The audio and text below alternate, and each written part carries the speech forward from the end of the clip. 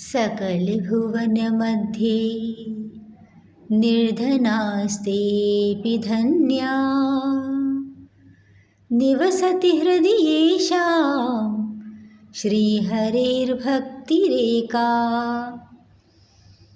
हरिरपि निजलोकं सर्वधातो विहाय प्रविशति हृदि तेषां भक्तिसूत्रोपनद्धाः। जो भक्त भगवान की प्रसन्नता के लिए भक्ति करते हैं तो ऐसे भक्त भगवान कहते हैं कि ऐसे भक्त ही मुझे बांध सकते हैं, क्योंकि भगवान को कोई बांध नहीं सकता। लेकिन जो ऐसे भक्त होते हैं उनकी भक्ति की डोर से बंधे हुए भगवान चले आते हैं और उनके हृदय में आकर विराजित हो जाते हैं। ऐसे भक्त यदि निर्धन भी हैं तो उनको धन्य कहा गया है, क्योंकि वो भक्ति रूपी धन से युक्त हैं, जो बड़ी ही दुर्लभ है। यहाँ भक्ति योग का वर्णन किया जा रहा है। योग माने जोड़ना और भक्ति योग माने स्वयं को भक्ति से जोड़ देना। यही भक्ति का स्वरूप भी है। गुणों के आधार पर यहाँ 4 प्रकार की भक्ति बतलाई जा रही है। जो व्यक्ति हिंसा आदि कार्यों में रत हैं, काम क्रोध आदि विकारों से युक्त हैं और भगवान की भक्ति भी करते हैं, तो ऐसी भक्ति तामसी भक्ति कहलाती है। जो व्यक्ति कामनाओं से युक्त हैं और अपनी इच्छाओं की पूर्ति के लिए, कामनाओं की पूर्ति के लिए ही भगवान की भक्ति करते हैं, तो ऐसी भक्ति राजसी भक्ति कहलाती है। और जिन भक्तों को ज्ञान हो गया है, तो जब ज्ञान हो गया तो भगवान की प्राप्ति के लिए भक्ति करते हैं, तो ऐसी भक्ति सात्विक भक्ति कहलाती है।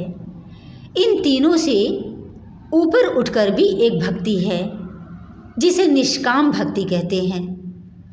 निष्काम भक्ति में भक्त किसी वस्तु की कामना नहीं करता, कोई अपेक्षा नहीं करता है, जिसने स्वयं को भगवान के चरण कमलों में समर्पित कर दिया, जो केवल भगवान की चर्चा करता है और भगवान से ही प्रेम करता है।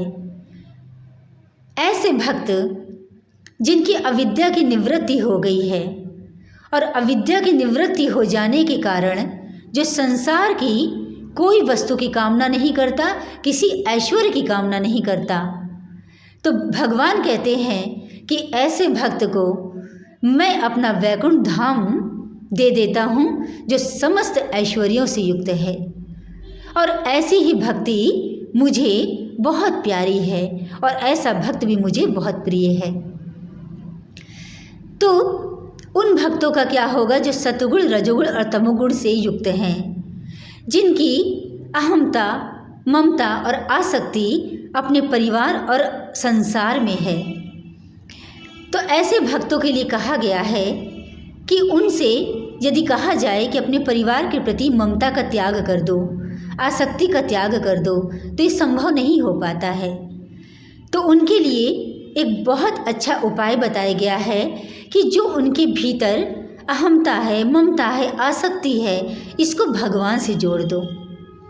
जब भगवान में आसक्ति हो जाएगी, भगवान में ममता हो जाएगी, भगवान से जुड़ने के बाद, ममता होने के बाद धीरे धीरे भगवान के प्रति प्रेम जागृत होने लगेगा।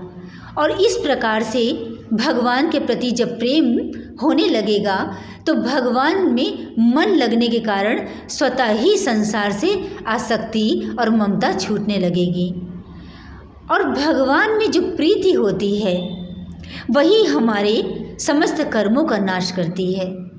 जब तक हमारे कर्म समाप्त नहीं होते तब तक हमें मोक्ष की प्राप्ति भी नहीं होती, क्योंकि जब तक कर्म रहते हैं तब तक कर्म फल प्राप्त होते हैं और कर्म फल प्राप्त करने के लिए जीव को इस संसार में बार बार आना पड़ता है और यह आवागमन रुकता नहीं है।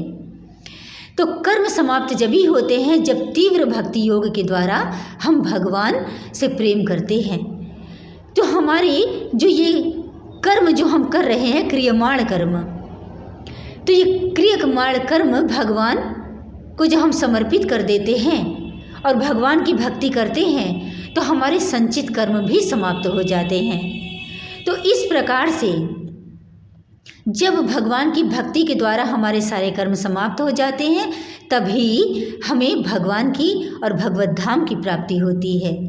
तो इस प्रकार जीव अपने जीवन में जो भक्ति करे, निष्काम भक्ति करे और नवधा भक्ति का आश्रय ले, श्रवणम कीर्तनम विष्णु स्मरणम पाद सेवनम अर्चनम वंदनम दास्यम सख्यम आत्मनिवेदनम, भगवान की ही कथा सुने, भगवान का ही स्मरण करे, भगवान का ही चिंतन करे, भगवान की ही सेवा करे और भगवान को ही स्वामी मानकर, स्वयं को दास मानकर भगवान के श्री चरणों में ही अपनी रति मति और गति सब कुछ लगा दे और इस प्रकार से भगवान को अपना सखा मानकर आत्मनिवेदन कर दे, यानी कि स्वयं को भगवान के श्री चरणों में समर्पित कर दे।